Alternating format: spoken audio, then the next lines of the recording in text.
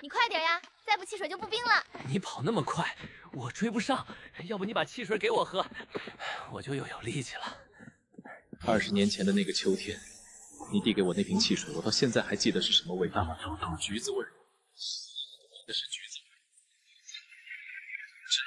因为你记得我喜欢下留给了我。这么多年，我一直喝橘子味的汽水。现在不仅是喜欢，还是喜欢。可是梦魇，你知不知道，最想要的不是汽水，是还能继续看着你跑在前面，回头对我笑。周伟，你快点呀！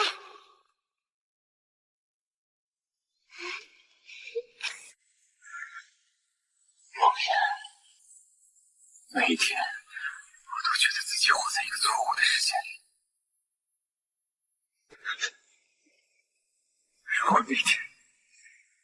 如果那天我能，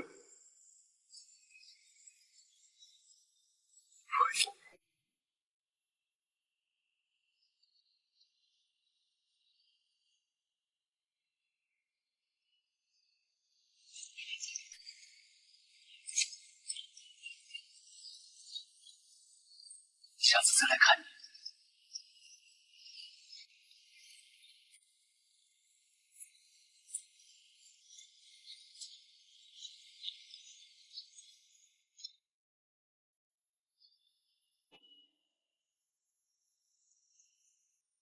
谁？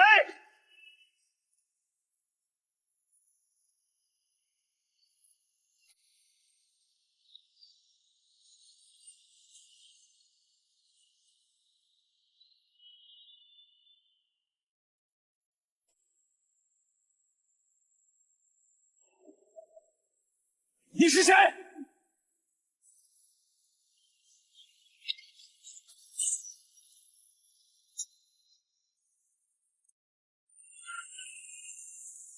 你到底是谁？是你们杀了梦魇！死亡只是时间的终点，而我能提供的是一个起点。我知道你在想什么，想要知道真相，请跟我来吧。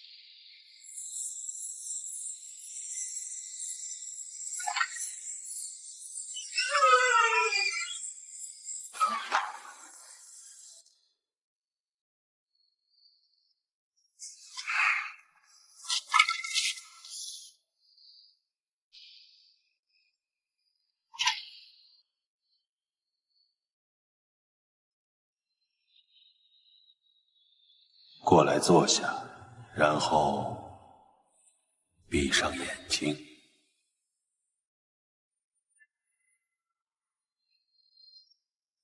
你说提供起点，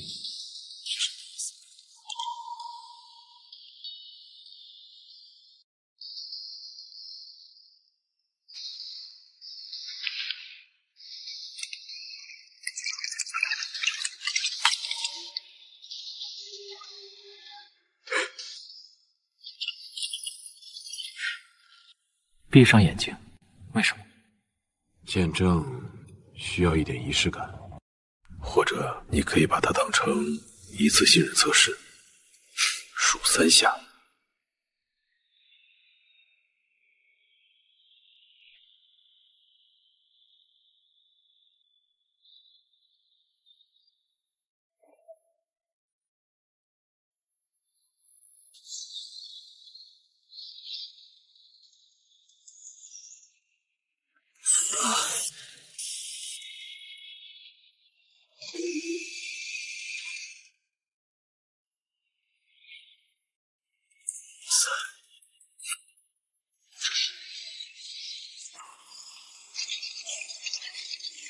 你怎么做到的？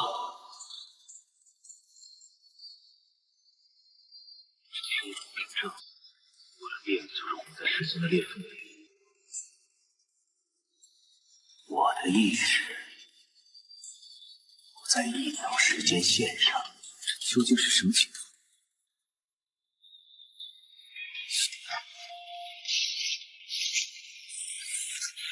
让你看看时间的真相。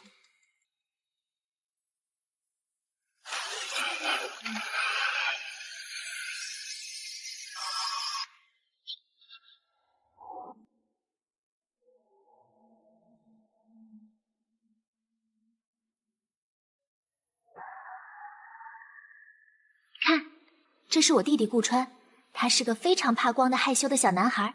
嘿嘿。顾川，梦妍的弟弟，可你的脸怎么会变成这样？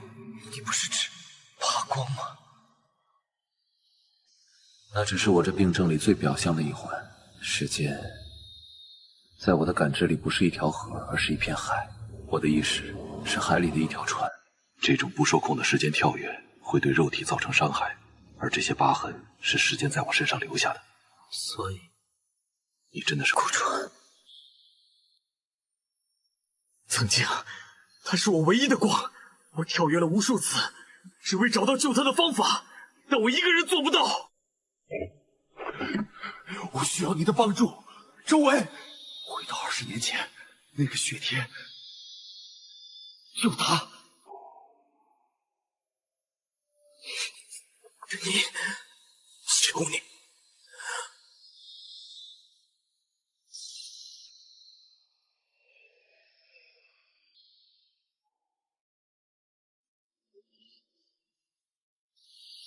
那梦魇知道吗？你的病？他不知道，他只当我是体弱怕光。我不想让他看见我变成怪物。我试过很多次，想独自跳回那个血液，但每次靠近关键时间点，就会像撞上玻璃一样被弹开。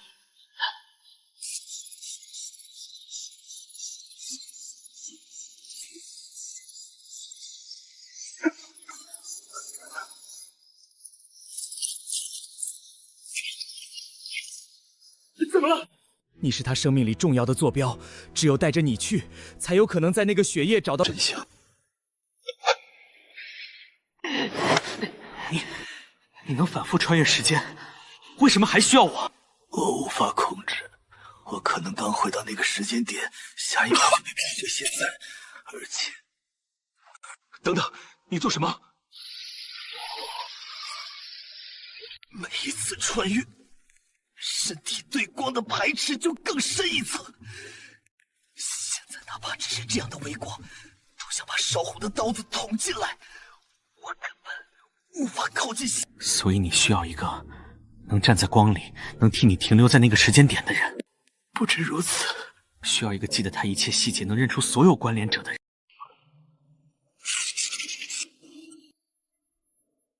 周一哥，我不是在挑选帮手，我是在求一个证人。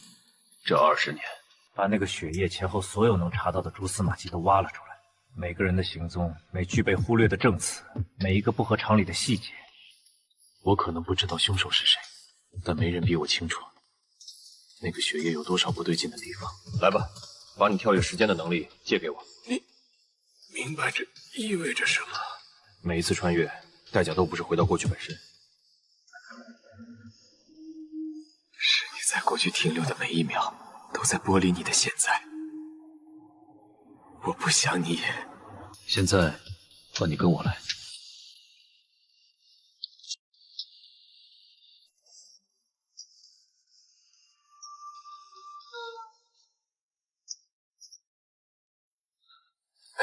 这些都是你一个人。从他离开那天起，这里就是我的第2现场。这不是普通的屋子，是现场再现。每一次重看，都是回到那个血液。这张照片是从警方证物册里翻拍的，右下角的水渍是他倒下去时雪花在相机镜头上。20年了，我没有一天放弃过。经过无数次逐字小对比对，所有相关的新闻报道，我剪下来，放大。不是直觉，不是猜测，是合理的分析。这3个人是当年最有嫌疑的人。刘小白，他的班主任，数学老师。案发前2个月，顾梦妍的数学成绩从年级前10掉到了中游。我查过当年同校教职员工的离职档案，只有他的离职理由和社保记录里的就医时间对不上。林书月，顾梦妍最好的朋友，他们从初一起就同班，高二分科后仍是同桌。之前林书月已经和他断绝关系，我试过好多次找他当面问，他似乎一直在躲避什么。赵山河，追求他未果的小混混，2次校园暴力，把同学推下楼梯，受害者轻伤，调解赔偿结案。半年内没有更换工作单位的记录。这是案发前3天，顾梦妍书包里发现的。他没有报警，也没有告诉父母。林书月在笔录里说，顾梦妍觉得是恶作剧，不想把事情闹大。这3个人都有动机，有机会。刘小白掌握他放学的规律，林书月知道他常走哪条巷子，还有赵山河有过暴历史。当晚，所有有动机杀害顾梦妍的嫌疑人都有最完美的不在场证明，就像有人替他们把时间一个一个校准过。第一个，刘小白，不仅是班主任，还是当年女生们私下谈论的焦点。30出头，学识风度俱佳，尤其对梦妍特别关照。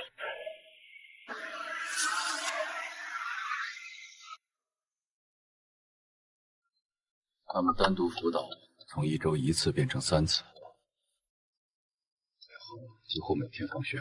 那2个月，刘小白主动申请留校的次数是其他老师的3倍。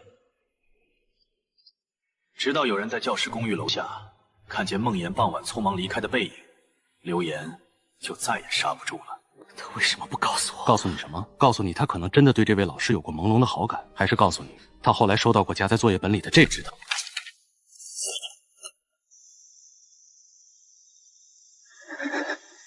他收到这个的时候是什么反应？当天是他值日，最后一个离开教室。他把纸条叠成四四方方的一小块，夹进语文课本的封皮里。他没告诉任何人。收到恐吓信的那一刻，他第一反应想到是那几秒的触碰。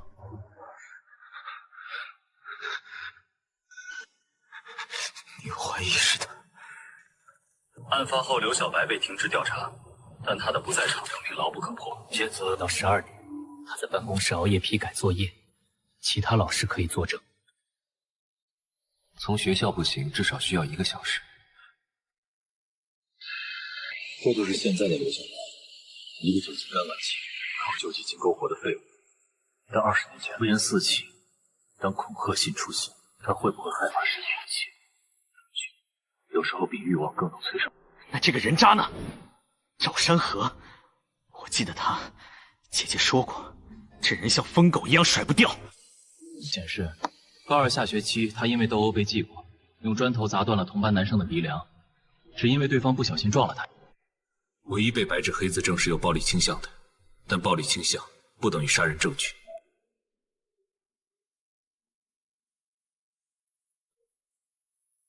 赵山河当年隔壁班的校园恶霸，他看上了梦魇，死缠烂打。哟，这不是咱们年级的学霸吗？跟哥去看电影呗，别整天跟着穷小子混，跟着我，在学校没人敢欺负你。他不想看见你。你算老几，梦魇？我告诉你，我看上你是给你面子。你再纠缠，我就告诉校长，告诉所有人你骚扰女生。顾梦魇拒绝了他很多次，装什么清高？我才能让你在学校里横着走？你以为拒绝我就没事了？我赵山河要的人还没有得到呢。行啊，敢打我，你越这样，我越要得到你。滚！别碰我！你再靠近我就喊人了。我永远忘不了他当时的眼神，那种被当众羞辱后的怨恨和暴力，足以酿成悲剧。这些姐姐从没细说。他不想让家里人担心，但事情在案发前1周激化了。案发前1周，赵山河几乎天天堵在校门口。但是案发前那个晚上，赵山河和他的同伙在小蚂蚁网吧和其他人产生冲突，监控记录下了这一切。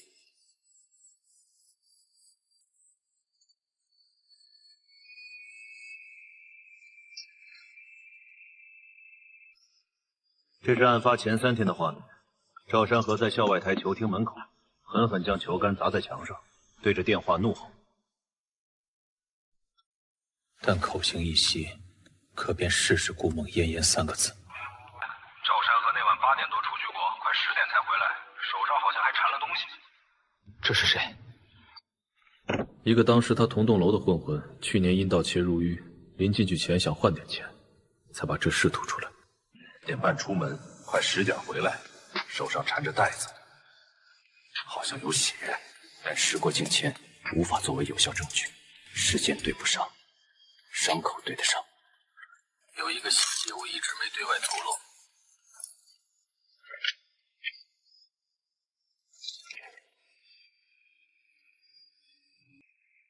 梦妍的手腕上留下了3道明显的平行痕迹，这是某种剧烈外力摩擦留下的。梦妍指甲很短，血滴也没有任何能造成这种伤的物品。这伤口我见过。你哥你在哪里？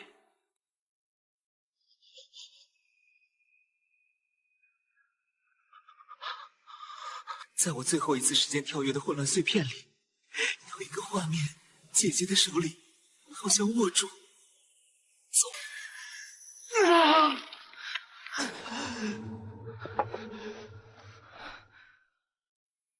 20年了，他一个人躺在那里，我却在时间里跑来跑去，什么都抓不住。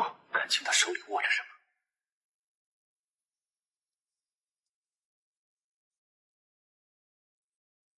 梦魇曾经最好的闺蜜，林氏集团的千金，他们当时形影不离，好得像一个人。梦魇出事前几个月，他们突然决裂了，毫无征兆，变得形同陌路。没有人知道原因。我问过梦魇，她只是摇头，什么都不肯说。但那个秘密一定是关键。林书月因此对梦魇产生的怨恨，可能深不见底。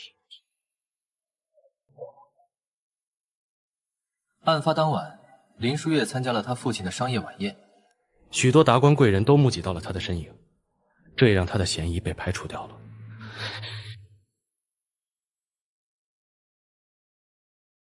这3个人都有动机：班主任的私欲，闺蜜的隐秘怨恨，混混的恼羞成怒。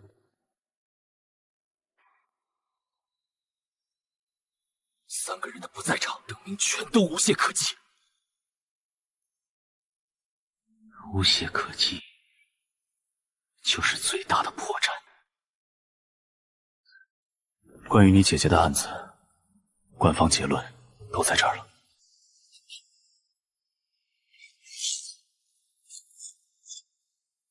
2006年1月2号上午，人民公园，3个玩捉迷藏的孩子推倒了一个雪人。公园不是第一现场，他是被杀后运到那里，塞进雪人里的。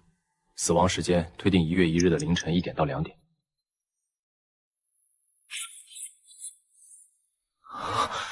旧伤，档案里只一笔带过，但那些伤说明他活着的时候可能就不太好。重点是这些现场找到的东西，它们像散落的密码，但我一直没能拼出完整的答案。第一，2张1月1号下午去昆明的火车票，顾梦妍计划在案发当天远走高飞，和谁不知道。第二，一个黑色 MP3 被砸得稀烂，这是我曾经送他的，但我始终不明白为什么会出现在案发现场，又为什么被毁掉。第三，公园附近某处找到一个黑色大行李箱，行李箱上面贴着一张可爱的贴纸，里面留有一些关键的痕迹，那是他们用来转移的工具。最后，凶器一把小刀，刀柄刻着青龙2字，指纹被擦得干干净净。所有这些火车票、MP3、行李箱、带血的刀，应该他们都在讲述一个事实，一个关于计划、冲突、毁灭的事实，但这个事实却无法解释。我查了20年，这3个嫌疑人，每一个似乎都能和某些物证扯上关系，但每一个最终都无法解释这个案件。它就像一道绝壁，挡住了所有逻辑推理的路，凶手就在那里，嘲笑着所有试图接近真相的人。档案里的内容就这些了。案发前2天，你见过他吗？没有。那天我没见到他。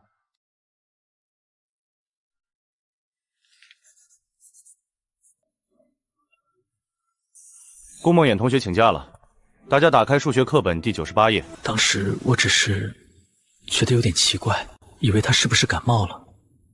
那时候太年轻，脑子里除了重要的考试，就是放学后能跟他多说几句话。根本没想到，那可能是我能见到他的最后一天。如果时间真的能回去，也许只要当时多问一句，多看他一眼，一切都会不一样。可是没有如果。我等了20年，现在你把这个如果带到了我面前。如果回到那天，你发现什么都改变不了呢？我不是神，我只是一个被时间撕裂的残次品。可能我们回去只能眼睁睁看着同样的事发生，那至少让我站在他身边。明天，带上你最重要的东西和告别的心情。我们不会只是回去看看。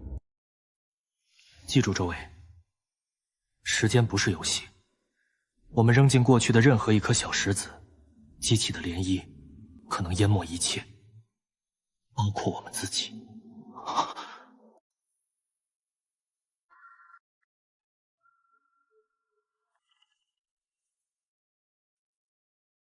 明天见。这一次，我准时到。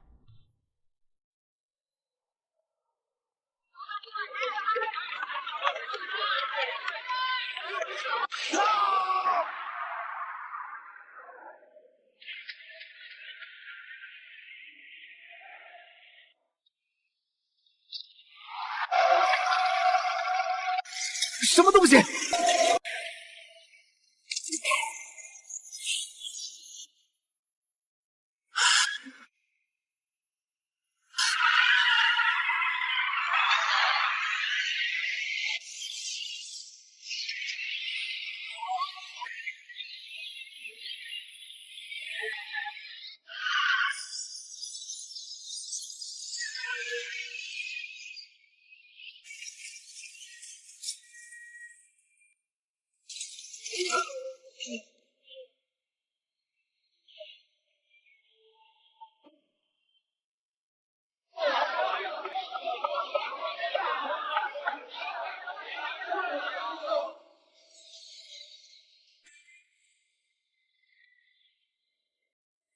一颗球，一次下意识的踢脚，一个微小的角度和力度的不同，结果天差地别。初始最微不足道的变化，经过一连串的连锁反应，足以引发一场巨大风暴。记住，周围，时间不是游戏。我们扔进过去的任何一颗小石子，激起的涟漪可能淹没一切，包括我们自己。可能淹没一切，包括我们自己。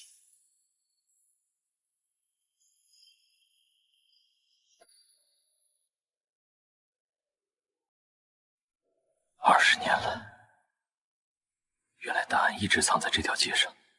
我路过这里多少次，从没进来过。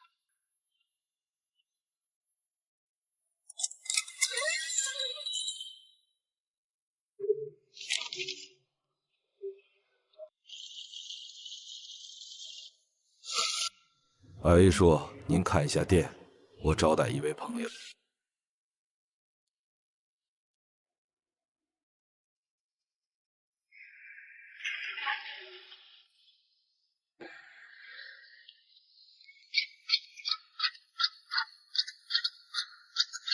给我用无数次不受控的跳跃积累下的锚点，一个尽可能隔绝外界干扰，用来对抗时间的地方。每一次失控回来，我就往这间屋子添一件东西。这些东西不是装饰，是证据，证明我去过那些回不去的日子。我的能力，或者说我的病，根源在于脑电波频率的异常紊乱。我的意识无法锚定在一条时间线上。你可以理解成别人的时间是河，我是海里的一块浮木，永远不知道下一秒被冲到哪个岸边。这个是我根据自身情况设计的脑波稳定器，它能暂时将你的脑电波频率调整到与我相似的紊乱波段。带上它，我才能作为信标，引导你的意识穿越20年的时光。但记住，它不稳定，所以，我不是身体回去，只是意识。身体承受不了那种撕裂，只有意识能短暂锚定在过去，但代价是，你在过去停留的每一秒都在消耗你现在的时间。如果我们在那边待太久，会怎样？你回来的时候，可能发现已经过了3天，也可能过了3年，也可能找不到他回来的路，找不到的路。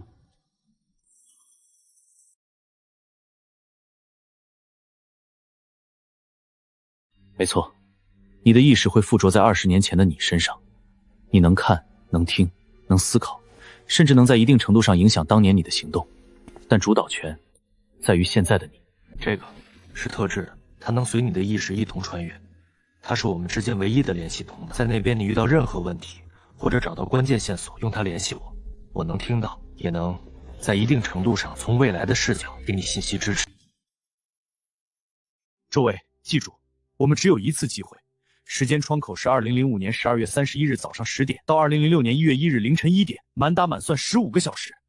你的目标只有一个，找出凶手，救下顾梦魇。除此之外，不要做任何多余的事，不要试图改变任何与拯救梦魇无关的细节。亲眼见过蝴蝶效应，哪怕只是对过去说出一句不该说的话，扶起一个本该摔倒的人，都可能让未来滑向完全不可预测的深渊。你明白吗？我明白。目标只有一个，救梦魇。除此之外，绝不节外生枝。我准备好了。请应战正急。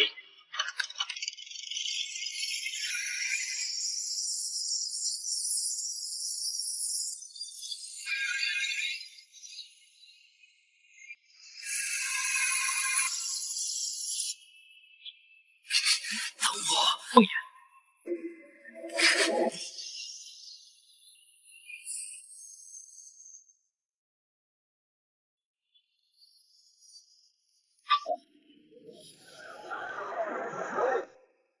回来了。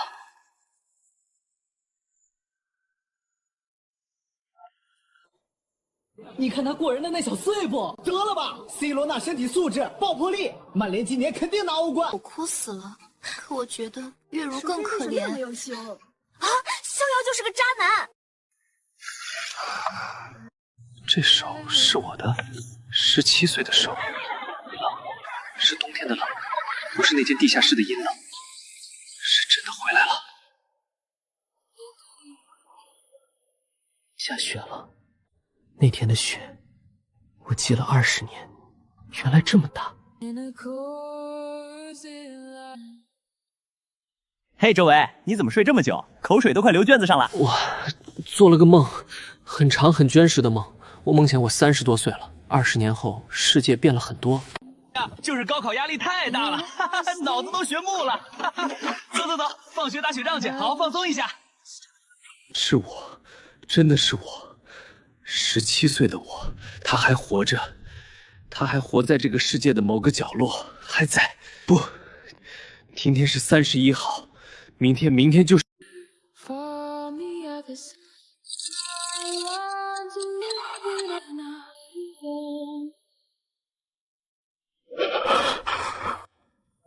我不是回来做梦的，我是回来拯救梦魇的。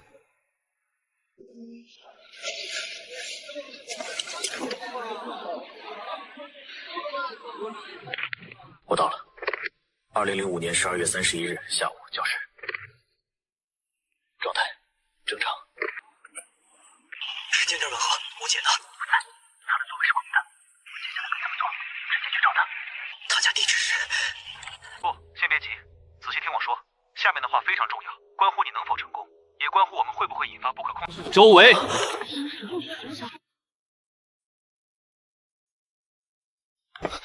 周围，你最好给我一个合理的解释。上课时间，这是什么？玩具？还是什么新潮的通讯工具？高3了，周围，距离高考还有100多天，每一分每一秒都很珍贵。你看看你都在干什么？心思要放在学习上，不要贪玩这些与学习无关的东西。这个，老师暂时替你保管。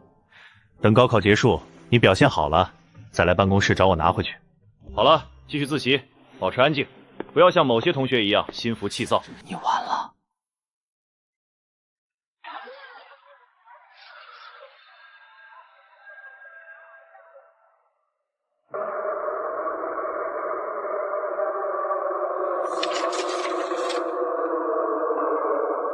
没有他，我怎么办？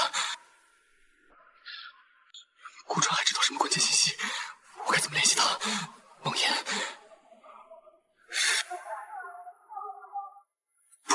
不能乱。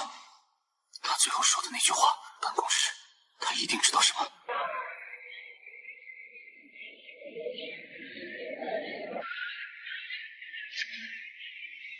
我只是作为班主任，对家庭困难的学生多些关心。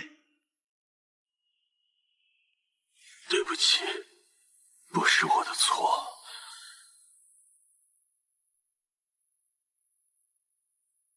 刘小白、刘岩，办公室，对讲机就在那里，也许还有别的，必须去看看。刘小白，我来了。林书月，见到梦魇了吗？你们后来有没有再谈谈？他来学校了，我去交作业时在走廊碰到他，他刚从刘老师办公室出来，应该是请假吧。他脸色很白，眼睛有点肿，好像哭过。从我身边走过时，我看到他挽起的袖口下面有淤青。看了我一眼，什么都没说，但那个眼神很空，像是不认识了。不是不认识我，是不认识所有人。让请假走了。你后悔吗？如果我说后悔，能改变什么？他那天想跟我说什么的，我没听。我走了。梦魇还活着，上午还在学校，但状态极差，应该遭受了暴力，并且是主动请假离开。时间，最关键的就是时间，不能再等了。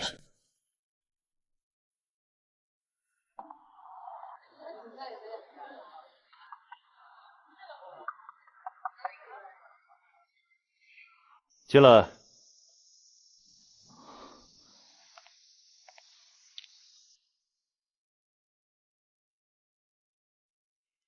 周围，现在是自习时间，你不留在教室复习，到处乱跑什么？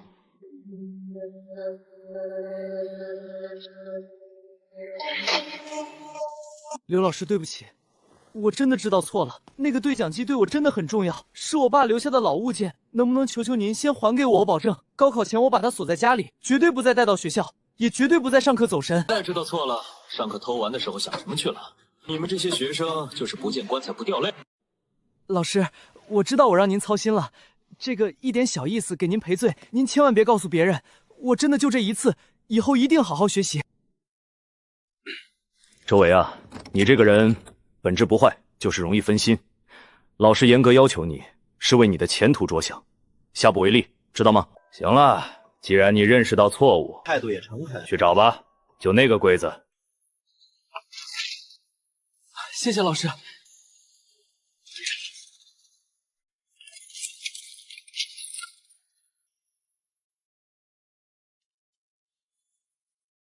刘老师，今天上午顾梦魇来找你请假了是吧？他请了多久啊？请了3天，说是身体不舒服，脸色是挺差的。哦，他没什么大事吧？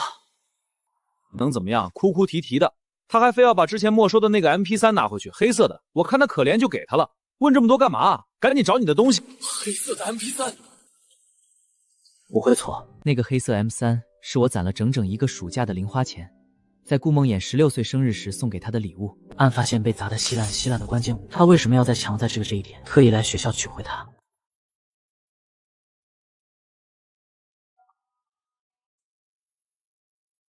找到了。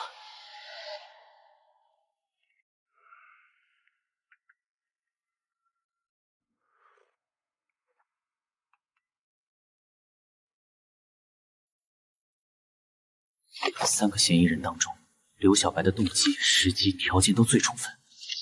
我不敢赌，我不能让梦魇再有丝毫风险来自这个方向。只要他今天动不了，就少一个危险。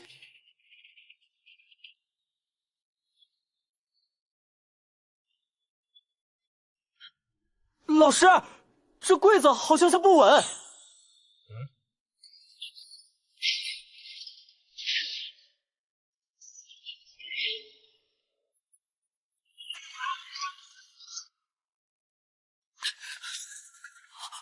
小白，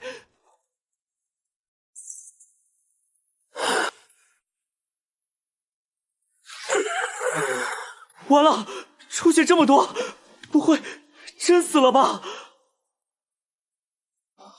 还活着？妈呀！这是怎么了？快来看，别路上，快过来帮忙！我就是想拿本书，不知道怎么回事，这柜子突然就倒下来了。我想扶没扶住，刘老师他……天哪，刘老师！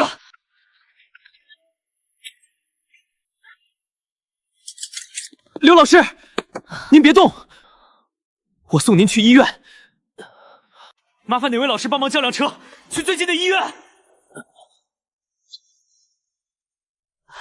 你快我去！师傅，师傅，去最近的医院，快！我老师受伤了。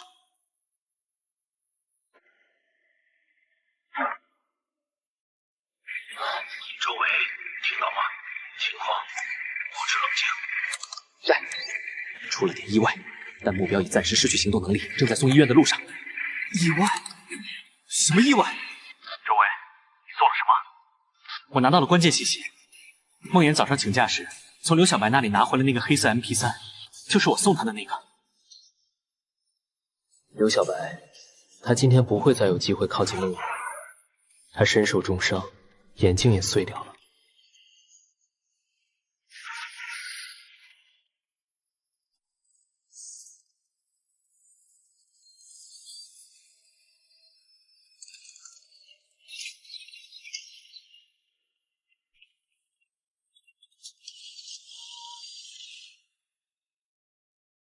顾川，刘小白已经入院，我拿到了他的高度近视眼镜，他应该至少1周之内失去行动能力了。周伟，停下你所有的行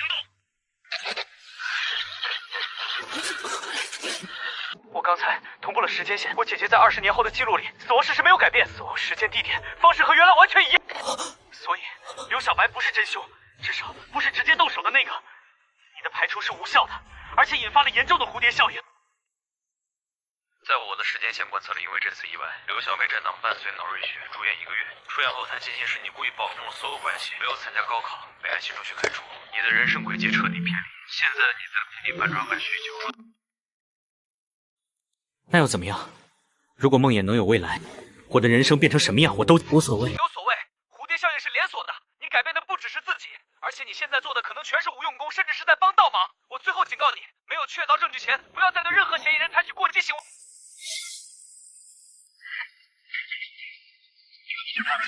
知道了，刘小白不是凶手，那会是谁？赵山河、林书月。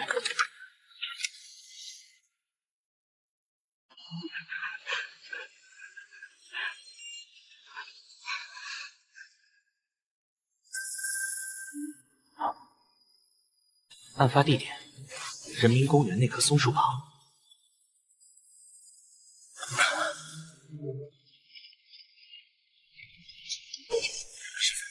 去人民公园。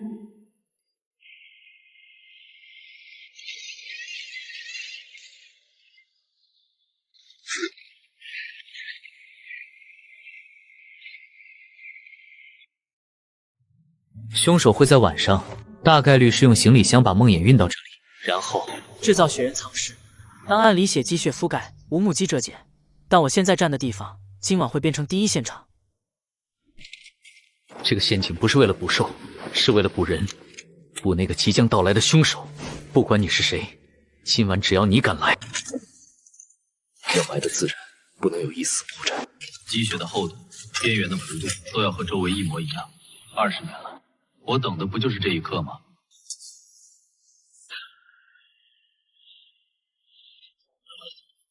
完美，看起来天衣无缝。现在就等猎物上钩了。谁？大哥哥，树是我们人类的好朋友，你这样克它，它会疼的。老师说了，破坏树木会遭到大自然的惩罚。糟了，被看到了刻字，必须吓走他们，不能让他们在这里玩，更不能让他们碰那个陷阱。你们好，我不是在玩，我是在做标记。你们看，我这伤就是被这附近的恶狗咬的。最近这里来了好几条大野狗，特别凶，所以我才刻字警告别人。快回家吧，今天雪这么大，回去堆雪人多好，别在这儿待着了，这儿很危险。而且我告诉你们，这些野狗可狡猾了，就喜欢躲在雪地里，有人靠近再扑。你们要是还在这里玩雪，万一踩到他们藏身的地方，咔嚓，一口就把你们的鞋子咬穿。我会回来把它拆掉的，但现在谁都不能靠近这里。恶狗？可是你看着也没比我们大多少啊，干嘛自称叔叔？你也是学生吧？对了，我忘了，我现在不是那个30多岁、饱经沧桑的周伟，一个还没经历过失去的高中生。听着，不管我是哥哥还是叔叔，这片小树林真的不安全，千万别来这边玩，也告诉你们的小伙伴，行吗？好吧，那我们去那边玩了。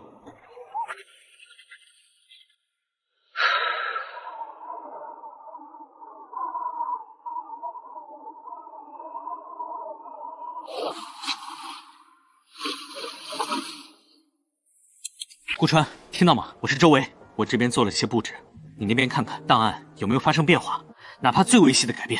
周维，你做了什么？我这里档案细节真的变了，发现现场的第一目击者变了，之前记录是2006年1月2日上午3个在公园玩打雪仗的小学生，现在变成了当天早上巡逻的公园环卫工人。更重要的是，现场多了2样东西。雪地里发现了一个被处的兽夹，夹着一只41码的男士运动鞋，鞋底有挣扎痕迹，对于另一个人的血迹。那棵作为抛尸地标的松树上，发现了新的刻字。这到底是怎么回事？这些是你干的？看来我的礼物送出去了，凶手果然在预定的时间出现在了预定的地点。鞋，41码的男士运动鞋，成年男性的尺码。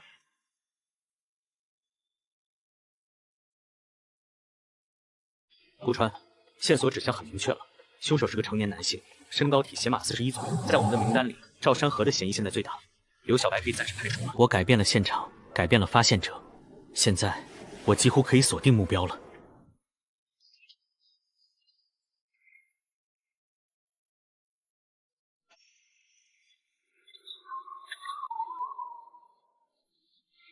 跑这么快干嘛？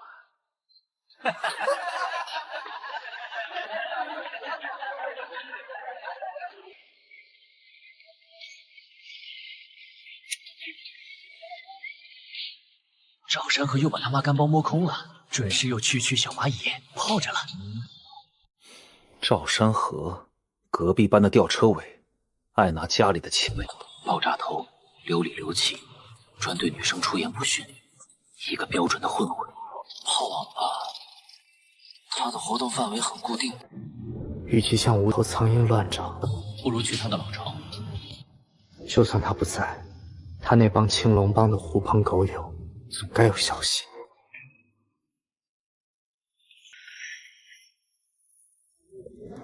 又来包夜啊？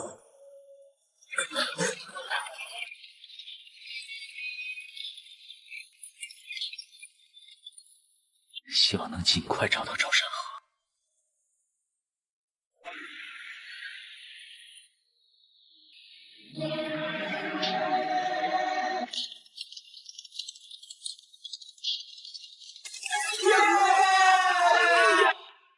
果然在这里。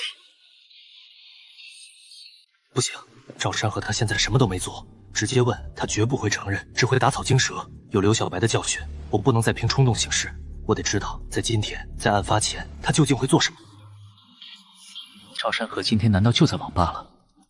不能急，在赵山河没有任何行动之前，我只能耐心的等。不能再凭冲动，我得知道，在今天，在案发前，他究竟会做什么。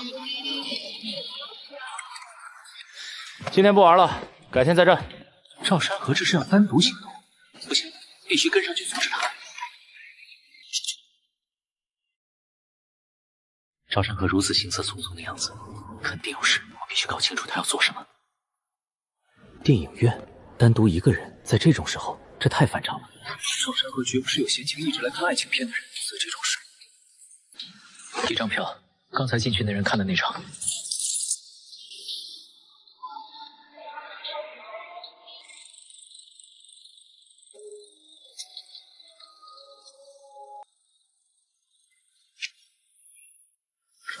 没人跟着你吧？嗯，东西带来了吗？在这儿呢，保证清晰。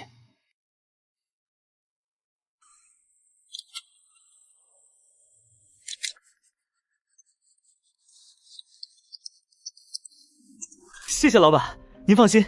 如果那个开破车的家伙再贪得无厌，不停地敲竹杠，那这玩意儿才会派上用场。这件事你要烂在肚子里。懂，我懂，我发誓，这事儿从没发生过。希望不会再有见面的那一天。数码相机，巨款，开破出租车的家伙，不能再犹豫了。赵山河已经不重要，关键是那个刚刚离开的中年男人。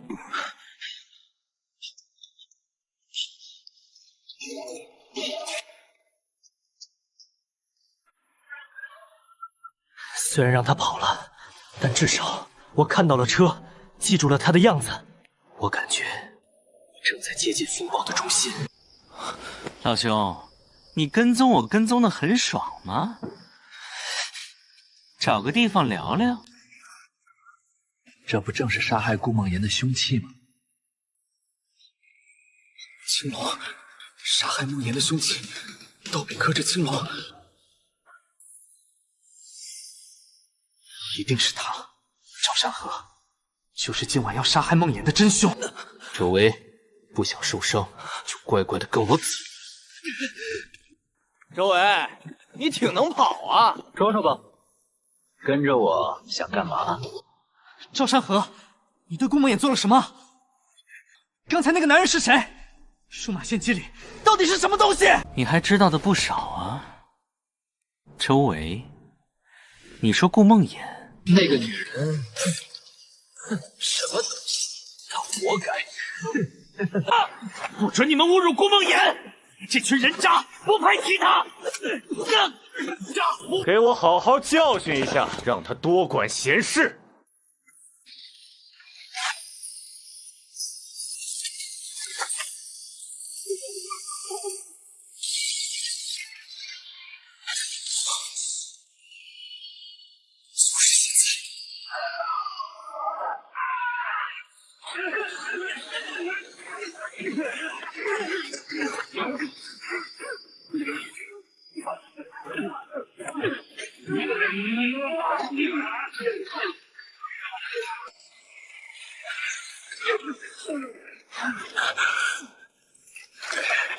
赵山河，我终于找到你了！你他妈疯了！说，你对顾梦妍做了什么？你打算对她做什么？数码相机里究竟是什么？20年了，我梦见过无数次这个场景：掐住赵山河的脖子，问他那个该死的夜晚都发生了什么。不能说关于顾梦妍所有事，敢漏一个字，我保证你看不到明天的太阳。我说，是我癞蛤蟆想枪吃天鹅肉，我当着好多人的面跟顾梦妍表白，他一点面子不给，让我滚。请你让开，赵山河，我不想和你说话。我气不过，就带着弟兄们想放学路上堵他，吓唬他，起码让他跟我道歉。爸，你让王叔开车到前面路口接我，这边好像有狗挡路。可那个林书月，林家大小姐，我们惹不起，每次都护着她，根本找不到机会。林书月，原来她一直在护着梦妍。那后来他们之间到底发生了什么，能让林书月放手不管？但是最近就这个月，他们俩好像闹掰了，不一起走了。你又做了什么？我就想这总有机会了吧？但我发誓我还没动手，我还没找到单独的时候，相机里就是拍了些跟踪的照片，想吓唬他，真的没别的。你说林书月以前一直护着梦妍？不知道，真不知道。他们闹掰，你知道为什么吗？就听说是林书月突然不理他了，见着面都绕道走。那些人的事儿，我哪知道？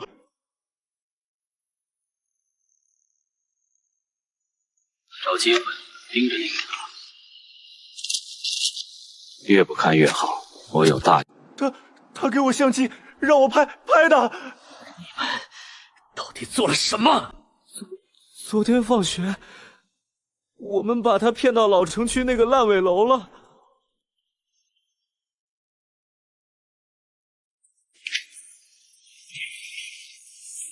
梦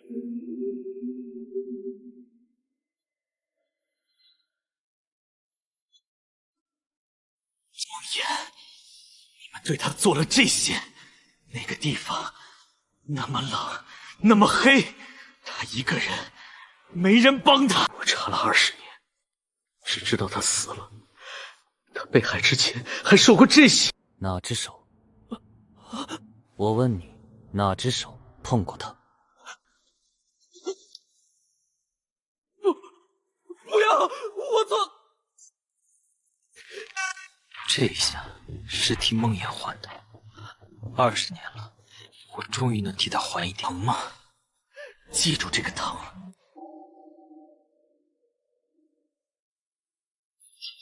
今天，你原本打算什么时候再去找顾梦魇？还想对他做什么？不找了，我不敢了。照片昨天都拍到了，仇也算报了。我的手，求你带我去医院。他是谁？叫什么？住哪里？不知道，从来不说自己是谁，我也没敢问啊。他那种人一看就惹不起。他就突然出现，给钱给相机，交代是。怎么？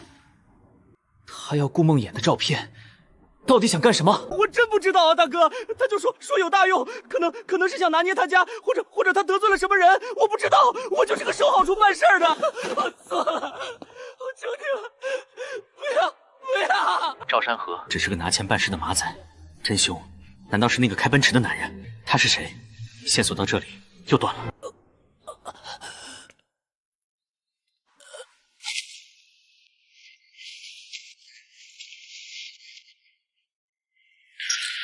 我找到赵山河了，审过了，他不是真凶，他只是被人雇佣。昨天拍了梦魇的照片，雇佣他的是个开黑色轿车的中年男人，身份不明。周围，我同步了，案发的时间地点一切绕旧。赵山河看来也不是关键节点。那个中年男人是关键，但是他开车走了。怎么办？信息断了，时间不够了。梦魇，等等，顾川车牌，我看到了那辆车的信息，虽然只看了一眼，但我记得车牌是安 AL879X。查到了，车辆登记信息显示，车主是林氏集团有限公司。林氏集团，林书月家，难道雇佣赵山河去拍那种照片的是林家的人？林书月家的车，雇佣赵山河去拍那什么的，是林家的人。林书月，顾川，听着，我们之前锁定3个嫌疑人，是假设他们会亲自动手，但现在看来方向都错了。有动机的人不一定需要自己动手。林书月、赵山河、凌小白、林书月。林书月，林氏集团的独生女。如果她对梦魇怀有足够的恨意，她根本不需要弄脏自己的手。她家的势力完全可以找到更专业的人去做。动机呢？他们曾经那么要好，什么样的矛盾需要用到照片威胁的手段，甚至可能导致谋杀？不知道，这就是我现在必须找到的答案，也是阻止事件最后的机会。没时间了。刘小白在医院，赵山河在后巷，唯一还有可能且嫌疑直指核心的，只剩下林书月。我必须马上找到他，赶在那个人之前。周围小心，如果林家真的牵扯其中，林书月可能知情，甚至就是主导。你面对的可能不仅仅是林书月，而是一个拥有资源的劲敌。明白，但我没时间了。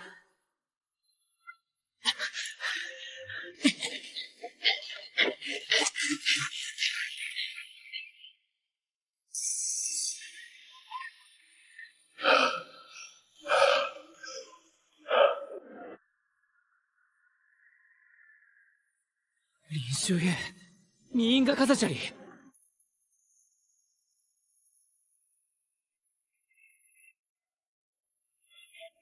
林书月，等一下。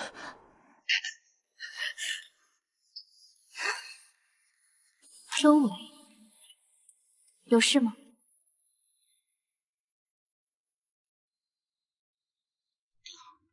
不能逼问。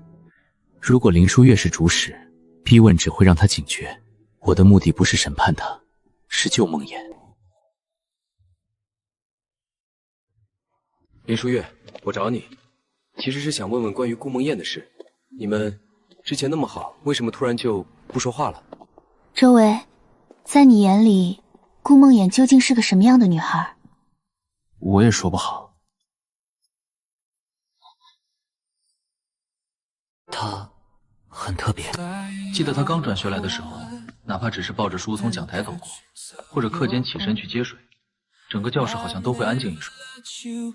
不光是男生、女生，甚至老师，目光都会不由自主地跟着她。可能就因为太耀眼了，她在班里朋友反而很少，女生不太愿意跟她走太近。男生嘛，大多也不敢主动跟她说话，所以很多时候她都是一个人。后来阴差阳错，他成了我同桌。头1个月，我俩几乎没说过话。我上课都不敢睡觉了，怕流口水，更怕打呼噜被他听见。结果你猜怎么着？1个月后月考，我成绩居然进步了10几名。那个橡皮借我一下。从这里把它拆开，看，先一下啊。后来慢慢熟了，借个橡皮问个题，借个笔记，话才多起来。然后我发现他其实一点也不高冷。将来想做什么？想当歌手，很想站到真正的光下面去，让每一寸皮肤都记住光的温度，把那些说不出来的东西都唱给愿意听的人听。不过已经太晚了。后来偶尔聊天才知道，梦魇家是重组家庭，和妈妈、继父住在红旗厂小区，还有个弟弟叫顾川，身体好像一直不太好，不太健。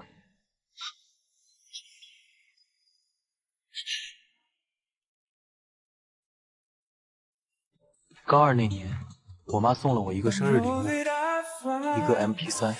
周伟，你的 MP3 能借我听听吗？周伟，你下载的歌真好听，我明天还能听吗？当然，随时。我明天再下新的给你。我开始夹带私货，专找那些歌词能替我说话的情歌。有一首歌里唱着，我愿变成那个一直守护你的天使。还有那些关于晴天和故事的情歌，我希望他听的时候能懂。直到那天晚上，我发现 MP3 里一个陌生的录音文件，居然是梦魇的歌声。她的嗓音空灵，有些不稳，却格外动人。我在窗边写下你的名字。我反反复复听了好多遍。周伟，希望我的歌也能偶尔陪陪你。那天晚上，我反反复复听了好多遍。晚上8点，你别安排其他事情了，咱们在红旗厂小区门口见，别让其他同学看见哦。见。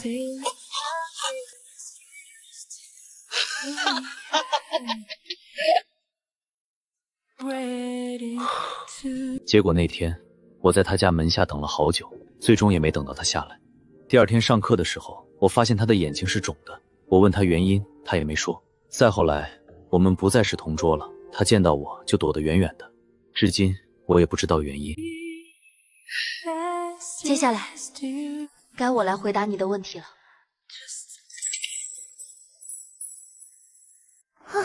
是这里了。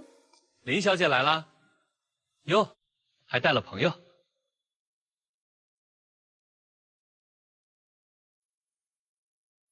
20年后的我，居然成了靠这个生活的人，在酒吧驻唱，写没人听的歌。这一切的起点，难道不就是因为他借走了那个 MP3，因为他唱的那首歌吗？一次短暂的相遇，一场你的扭转一个人生命的轨迹，蝴蝶效应啊！这里是我和他以前常来的地方，放学后没什么事就会逛过来。他喜欢音乐，但家里条件不太好，所以有时候我会买下他看了很久的唱片，当做礼物送他。身上有一种很特别的东西，不是漂亮那么简单。我想靠近他，对他好。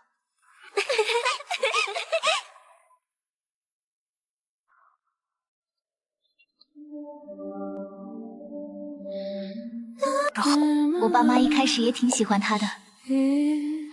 回来了，洗了些水果，你们吃点儿。阿姨好。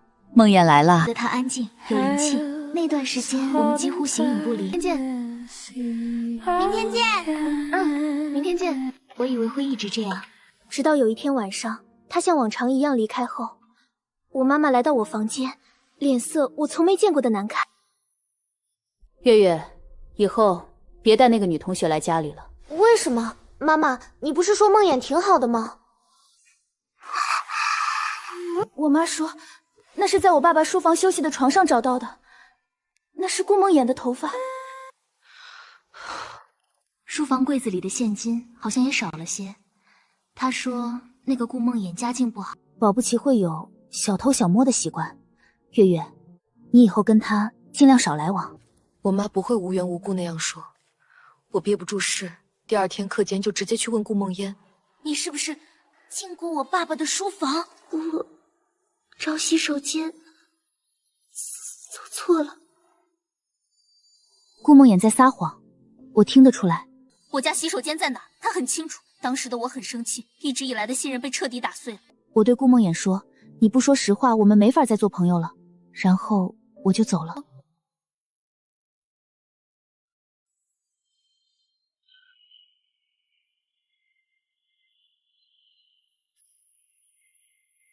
我们的关系彻底完了。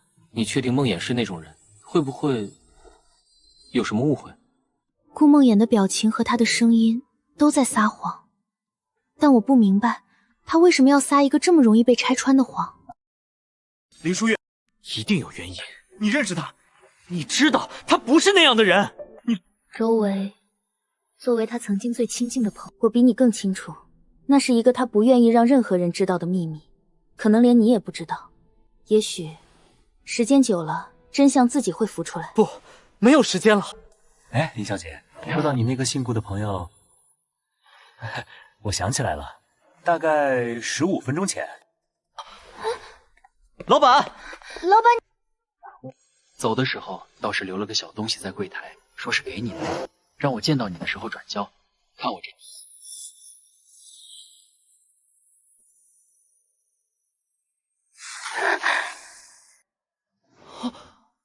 15分钟前，就在我们来的路上，我们和他擦肩而过了。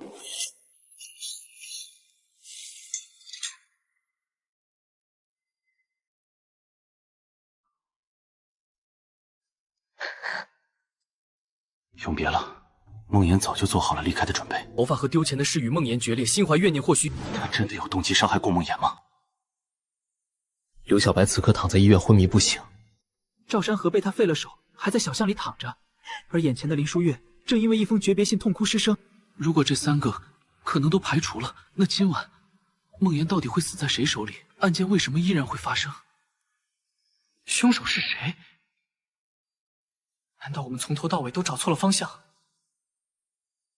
也许不是这3个嫌疑人中的任何一个，而是尚未触及的更可怕的真相。老板，你看清楚顾梦魇今天穿什么衣服了吗？还有，他有没有说要去哪儿？他穿了一件红色的外套，戴帽子的。不过小姑娘样子挺狼狈的，头发乱糟糟的。背了个粉色的书包，脸上好像还有点伤，眼睛也红红的。红色外套，粉色书包，他有没有说去哪儿？我问他这么急去哪儿，他说赶火车，急匆匆就走了。赶火车，报票，档案里那2张1月1日去昆明的火车票，他去火车站买票了。林书月，听我说，顾梦嫣现在有危险，真正的致命的危险。想救他，想知道真相，就跟我走。现在，立刻去火车站。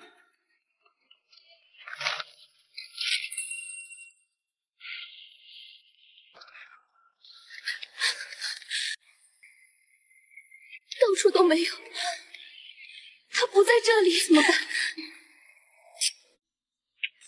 走，去那边。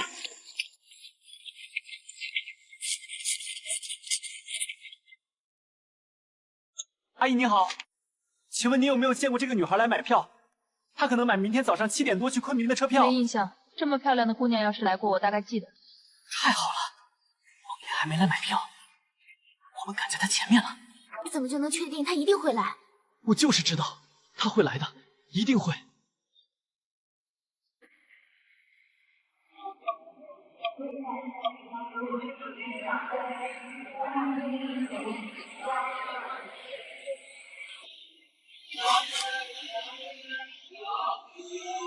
看了那张证物照片无数遍，每一句话、每一处污渍都刻在脑子里。就是这个，就是那个箱子。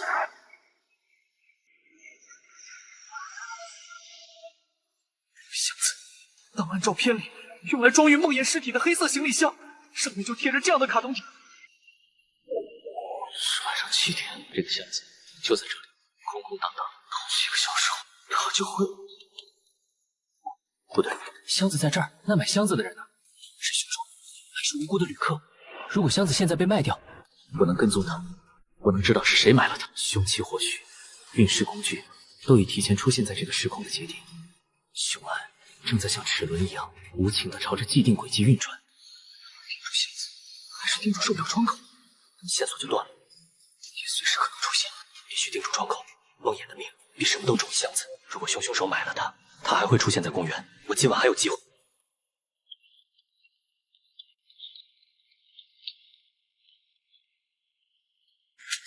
现在是空的，是谁的手扔进去？是谁拉上这道拉链？小妹妹，上面的贴纸是你贴的？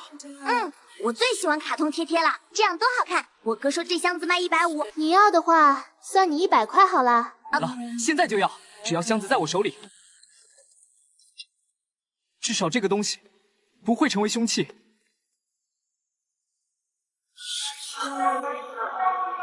真的是梦魇？不可能，我是在做梦吗？这20年了，现在他就活生生的出现在那里。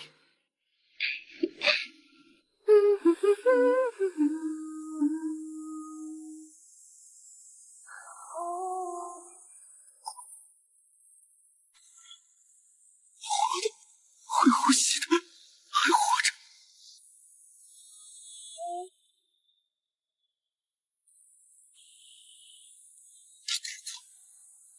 他的眼睛怎么变成这样？昨天那个烂尾楼里，他们对他……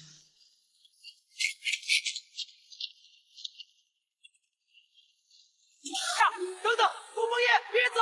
我找了你20年，你停下来看看我，我不是坏人，我是来救你的。他听不见。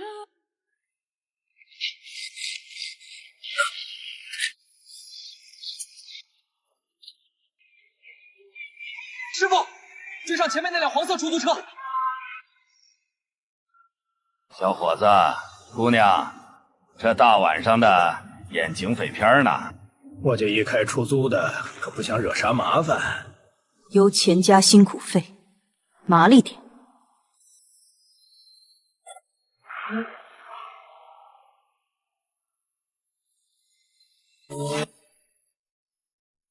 这就是金钱的力量，简单直接。林书月早就习惯了用这种方式解决问题。林书月，我有个问题，如果当时在你家不是顾梦妍自己走错进了书房，而是有人邀请她，或者把她带到书房去的呢？什么意思？谁会带她去？除了我。今天下午，我在电影院看到赵山河和一个开黑色奔驰书背头的中年男人秘密交易，男人给赵山河钱，让他偷拍顾梦妍的照片。我记下了车牌。什么？我查了，车登记在你父亲的公司名下。照片，我父亲的车，这不可能。你确定？车牌号我反复确认过，而且他把顾梦妍带走后，才让他出现在书房的，所以才有那些线索。梦魇的逃离触怒了对方，那么灭口或许就成了最后的选择。我觉得我父亲他做得出来。我父亲林生豪，在别人眼里，他是成功的商人，林氏集团的掌门人，雷厉风鸣，手腕了得。我妈常说，他能把生意做这么大，骨子里就有古不择手段的劲儿。他对我要什么给什么，可我们父女好像从来没好好说过话。他的书房，就算家里只有我们，有时也锁着。我从来不知道，除了生意还有什么。如果真是林生豪，他根本不需要亲自动手，一个电话，一次意外就能让梦魇这样的女孩无声无息的消失，就像碾死一只蚂蚁。我的对手是一个看不见的庞然大物。那2张火车票，为什么是2张？梦魇想逃离这里，逃离林生豪，那他要带上谁？林书月，现在只有追上梦魇，当面问清楚一切。有你在一起，你父亲也许还会顾忌。他这下追不上了。怎么出什么事了？糟了！他奶奶的，长没长眼睛？会不会过马路？老子刚补的齐。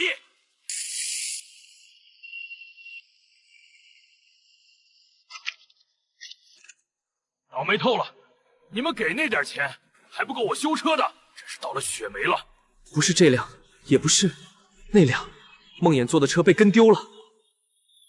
我跟丢了20年，我回到这一天，就在他面前，我把他跟丢了。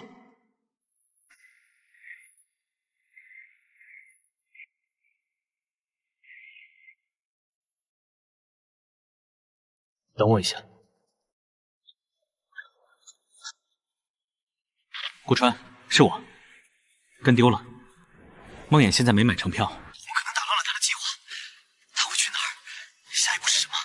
票没买成，意味着姐姐她今晚走不了。不，他一定还会有其他方式。顾川，这个箱子，我们一直以为是凶手买的运尸工具，但如果凶手根本没去过火车站，这个箱子就在售票亭旁边的店里卖。一个更合理的推测是，这是顾梦魇自己买的。自己买？为什么？梦魇计划拿到票，然后用这个箱子装东西。刚才见到他时，他只背了书包，这个箱子是他买的，那他一定还要去某个地方往里面装东西，然后才能去火车站候车。黑色行李箱，2张火车票，装东西。顾梦魇现在几乎一无所有，有什么值得用这么大的箱子装，并且必须带走？难道说身体被光腐蚀？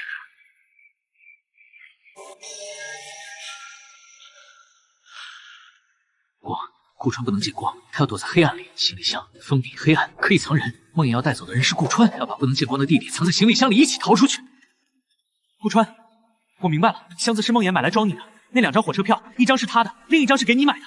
他可能是想用某种方法带你走，把你藏在箱子里，因为你不能见光，他要带你一起逃离这里。顾川，你家红旗厂小区的具体地址，单元，门牌号，快告诉我。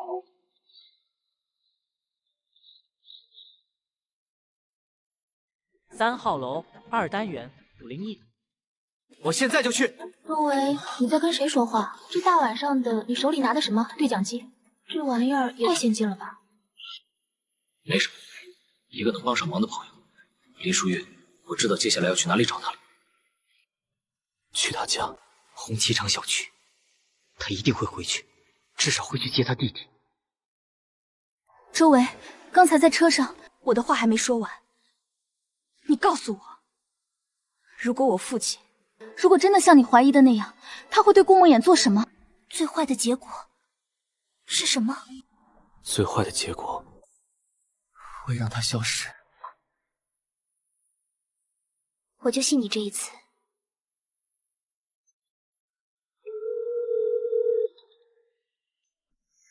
月月，这么晚了，怎么还没回家？爸爸，爸爸，不好了！我被车撞了，流了好多血，好疼，我好害怕，我是不是要死了？什么？撞车？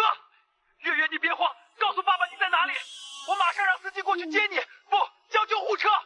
我就让你来，爸爸，你快来！我好冷，我在西郊老机床厂后面的废路这边。好，宝贝女儿，你别怕，坚持住，我亲自开车过去，你保持电话畅通。这个你拿着，万一需要联系。虽然我还是不愿意完全相信我父亲会做那种蠢事，但今晚我会用这个方法拖住他，让他至少在几个小时内没机会去找顾梦魇的麻烦。你去找他吧，如果你真的只要找到了他安全了，听我告诉他，林书月对之前怀疑他的事感到很抱歉。我其实一直都很珍惜，我们曾经是最要好的朋友。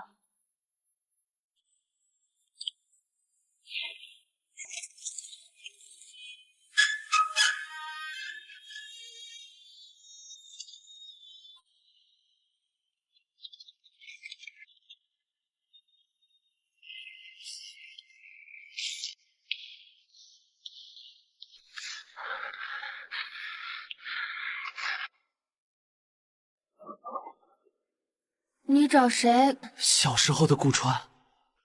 顾川，快开门！我是来救你姐姐的，她很危险。你在跟谁说话？情况怎么样？在跟你说话。小时候的你，我现在在你家门口。但这小子警惕性太高，不给开门。我那时候几乎不见外人，整天待在家里，说学校里有个很好的男同学叫周维。顾川，我是周维。你姐姐应该跟你提过我，开门，我有急事找她，关乎她的安全。姐姐不在家，你找她做什么？小川，听着，现在情况非常危险，我没时间解释太多，但你必须相信我，我在帮你，更是在救你姐姐。我问什么，你答什么，好吗？姐姐说过，周维是对她很重要的人。我相信你。你姐姐今天什么时候离开家的？早上6点，她说去上学。中途回来过吗？家里现在就你一个人，你父母呢？爸爸，他一早就出去了，他一般晚上才回来。能让我看看你姐姐的房间吗？或许能找到她去哪儿的线索。好。他就每天躺在这张床上，听我送给他的 MP3 里的歌吗？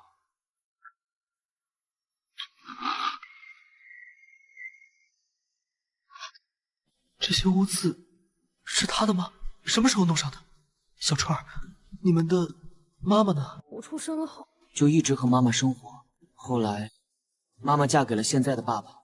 没过几年，妈妈就生病去世了。姐姐说，她以后要赚很多钱治好我的病。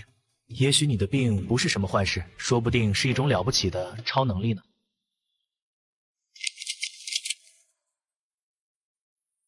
不是姐姐，是我爸，继父回来了。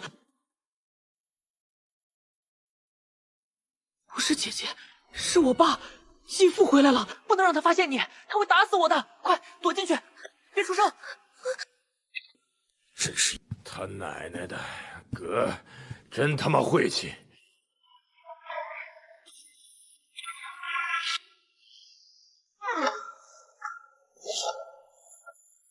他睡着了，喝多了就睡得很死。你快走吧。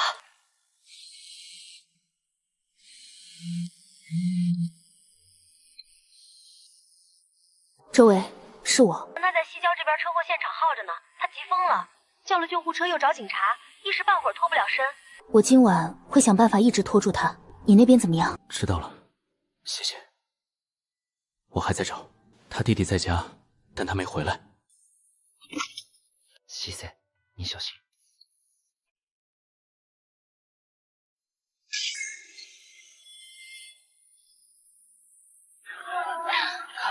所有人都在期待新年，期待未来，可梦魇的围墙在几个小时后被冰冷的斩断，埋在雪里。我回来了，我找到了凶手可能的影子，我阻止了直接的威胁，我甚至触碰到了真相的边缘，可我还是找不到梦魇，救不了他。我这边刚刚同步了，案件记录没有改变，死亡时间、地点、方式，一切都还在那里。我们失败了。真的，一点希望都没有，拼尽全力，甚至不惜伤害他人。我回来，只是为了再看一眼他注定死去的命运吗？他们的未来是可见的、温暖的，而他的未来，几个小时后，就将终止于冰冷的雪地，终止于无人知晓的黑暗。不对，不是的，顾梦妍现在不是档案里一张冰冷的照片，不是墓碑上一个名字，他还活着。而我知道，我是唯一知道的人，我还没有输。只要他还活着，只要最后1秒还没到来，我就没有输。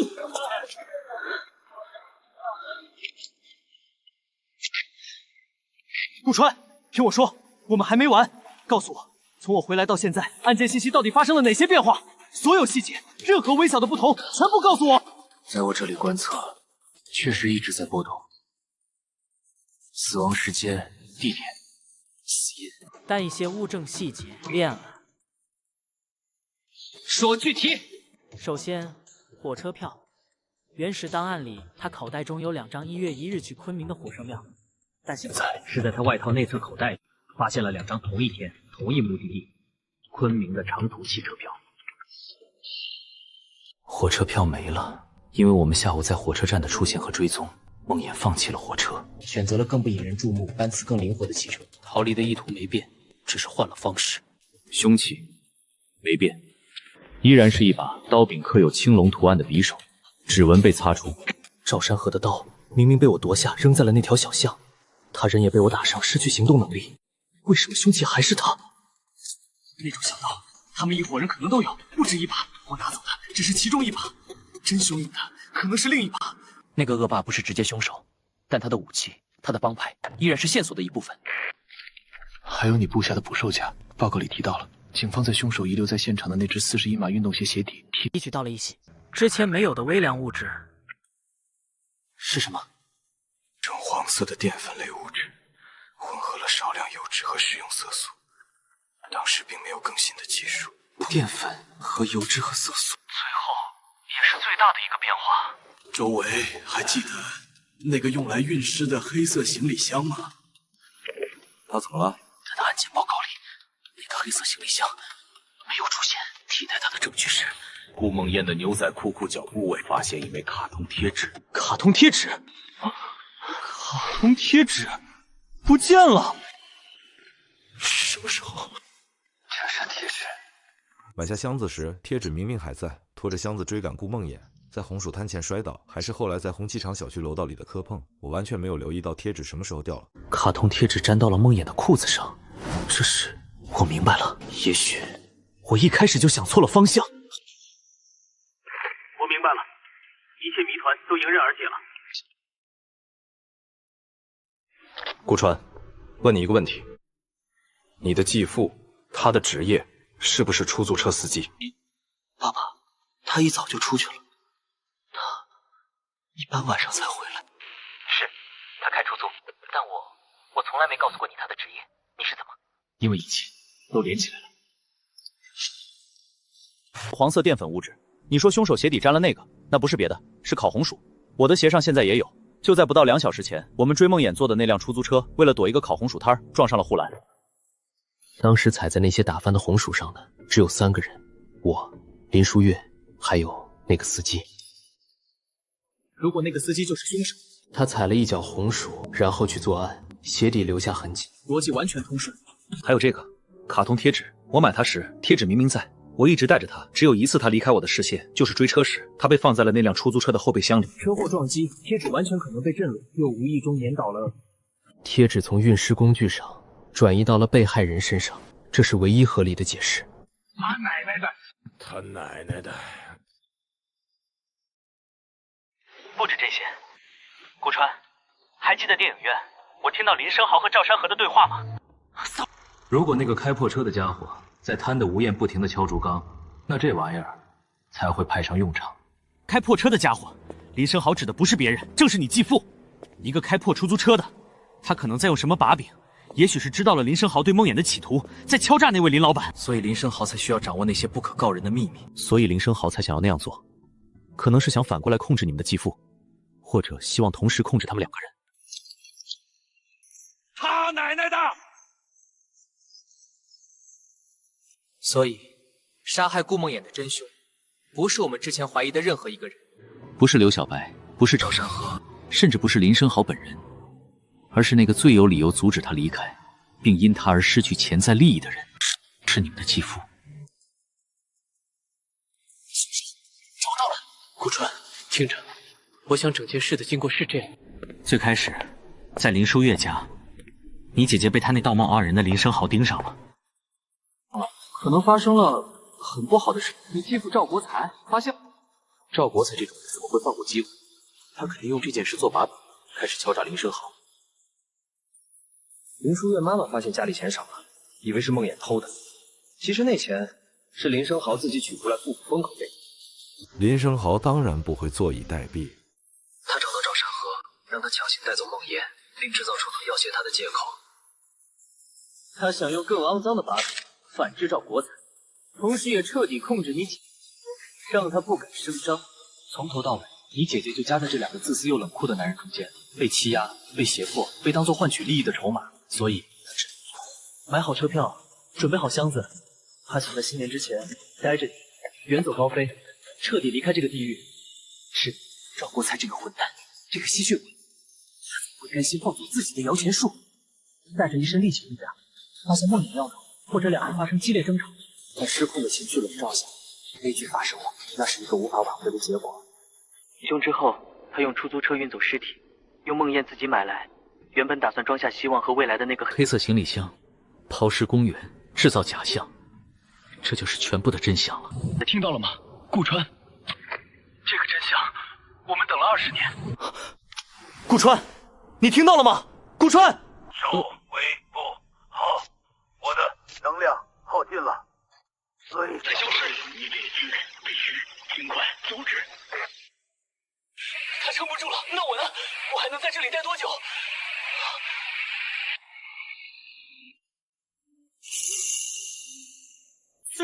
不对，是时间在剥离我。顾川那边出了问题，我必须在案发之前找到他。梦魇，等我，这一次不会让任何人伤害你，不管他是谁。在哪儿？拜托了，让我再找到你一次，最后一次。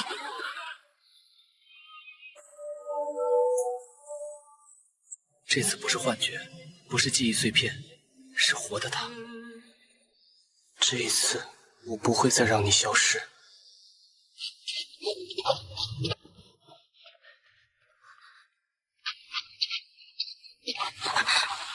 绝对不能再错过你了！我绝对不能再错过你了！你好暖和，周围，你怎么会在这里？我来找你，一直在找你。下午在火车站，我看到你了。我为什么要跑？我要离开这儿，有些事你不懂。我懂，我知道你在经历什么，知道你想保护谁，知道你为什么要走。你不必一个人扛着所有事。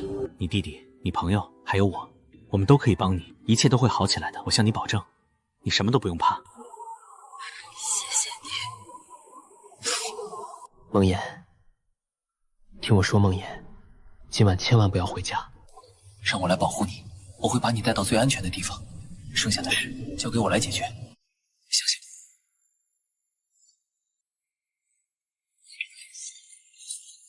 我做到了，我真的改变了吗？等这一切结束，回到我的时间，活生生的微笑着的顾梦嫣会站在那里吗？我们会有一个不一样的结局吗？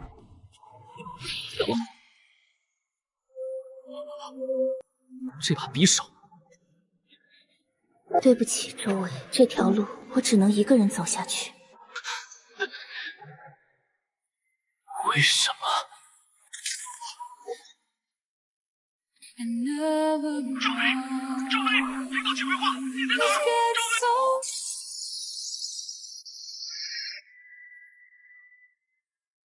时间的样子，不是一条线，而是一片海。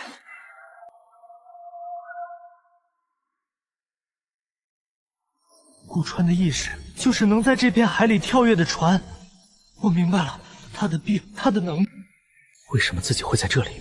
是濒死的体验，还是顾川的锚点彻底失效？我被周伟，醒醒！周伟，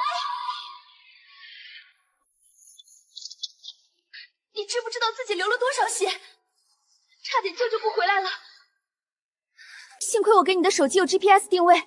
我发现定位显示你在一个地方很久没动，感觉不对。找过来时，你已经倒在雪地里，到底发生了什么？顾梦魇呢？顾梦魇，你找到他了吗？从最开始就全错了，根本没有谁想要伤害顾梦魇。真正有动机的，并且已经付诸行动的人，是顾梦魇自己。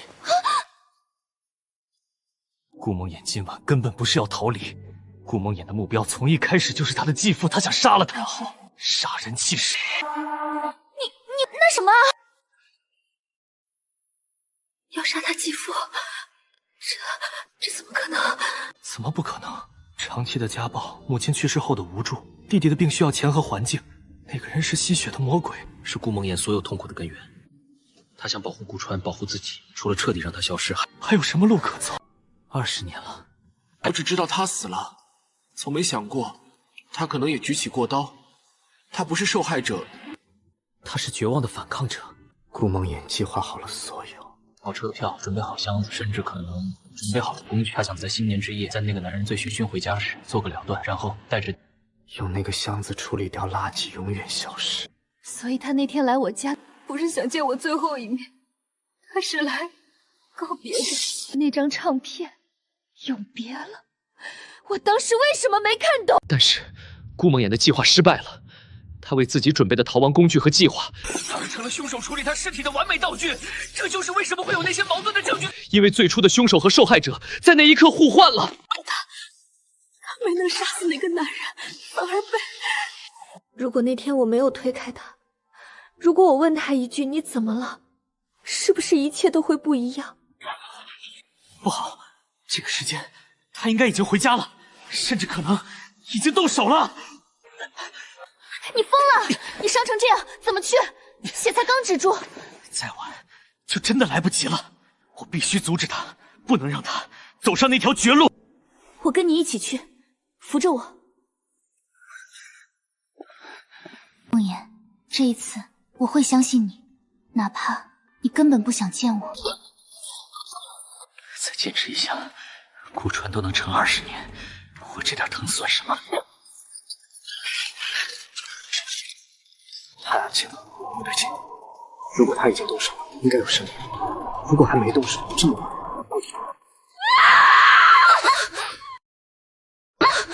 糟了，梦魇，我来了！你撑着！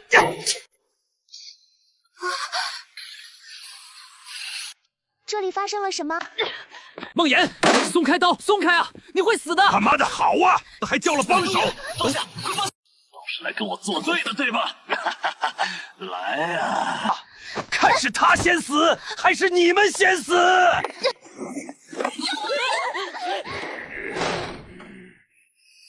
别白费力气了，没人能。周伟，是你吗？我打不过他，我做不到，是你吗？我做不到。梦魇在叫我，他还活着，他还认得我。周伟，我什么都看不见了，我看不到他了。我一定要找到你们，谁也离不开这儿。老子弄死你们！你躲哪儿去了？出来啊！刚才不是挺能踹门吗？老子在这屋里活了10几年，闭着眼都能找到你们。你还好吗？你血是梦魇的血，真的来了。周伟，你真的来了。梦魇在叫我，他还活着。不行，梦魇撑不了多久了。别说话，别睡，我在这儿。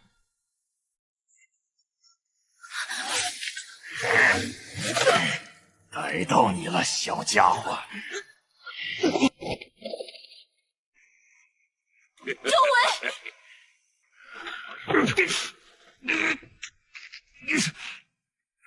啊！你他妈！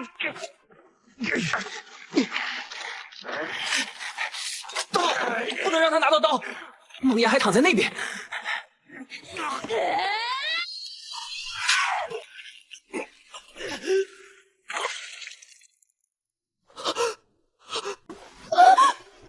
我砸了，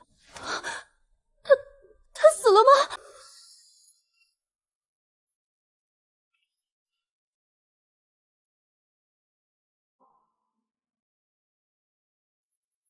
梦魇，你醒醒啊！对不起，梦魇，坚持住，没事的，结束了，没人会再伤害你了。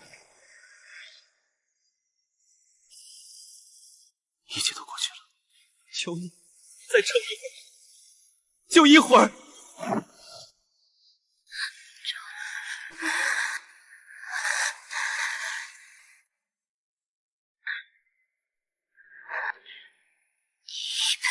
周围，你听到了吗？变了，未来改变了。故人的记录，它在变化，文字在淡化，影像在重构，它在从我的记忆里被改写。我们成功了，你真的做到了，你真的救了他。20年的噩梦终于结束了。锚点正在重新稳定，但我的能量快耗尽了。周围，做好准备，我马上拉你回来。梦魇交给你了，叫救护车，还有报警，就说入室抢劫，自卫伤人，好好活下去。再见了，这次是真的再见了。3、2，结束了，一切都结束了。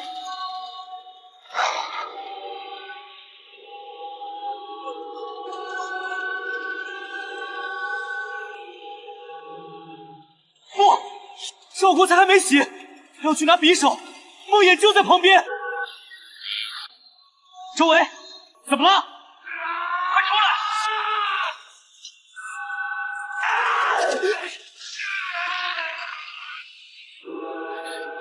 周围，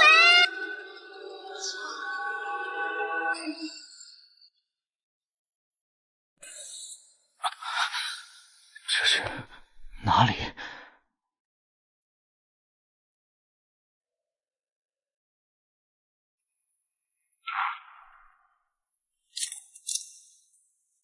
周围过失杀人，判处有期徒刑。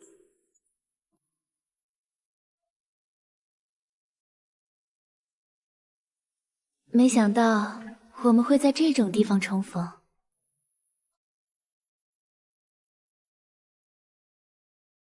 我的梦想实现了。实现了吗？我救了他，然后坐了牢，出来之后他来找我，我们在一起了。这是我一直想要的结局。为什么我一点都不觉得高兴？那些画面像电影一样一幕幕闪过，可我怎么感觉不到那是我？为什么我在这里？这不是我们的家。为什么我记得那些日子却感觉不到快乐？那些拥抱，那些笑，像别人的故事，梦魇的脸。可我想不起那一刻我心里是什么感觉。这个抽屉，我为什么想打开它？好像有什么东西在叫我。这个，我记得，当年在教室里，他带着它听歌。后来怎么了？他怎么会在这里？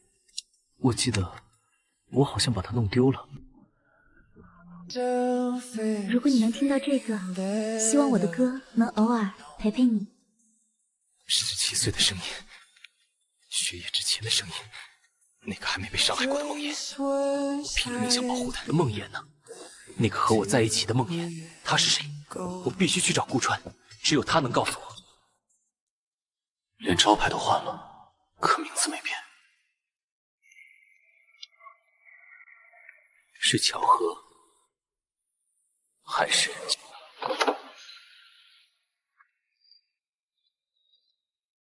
顾川不见了？或者说，这个时空的咖啡厅里从未有过那样一个老板。先生，几位，喝点什么？可以随便坐。我找人。那个背影太熟悉了，20年，我在记忆里想过无数次。如果他活到现在，是不是这样？梦魇真的是他，可为什么我一点都不觉得亲近？那些记忆里的拥抱呢？那些一起走过的街头呢？收尾他惊讶，为什么？如果我们是夫妻，他不该惊讶我出现在这里，除非……周围，好久不见。好久不见。记住，周伟，时间不是游戏。我们扔进过去的任何一颗小石子，激起的涟漪可能淹没一切，包括我们自己。可能淹没一切。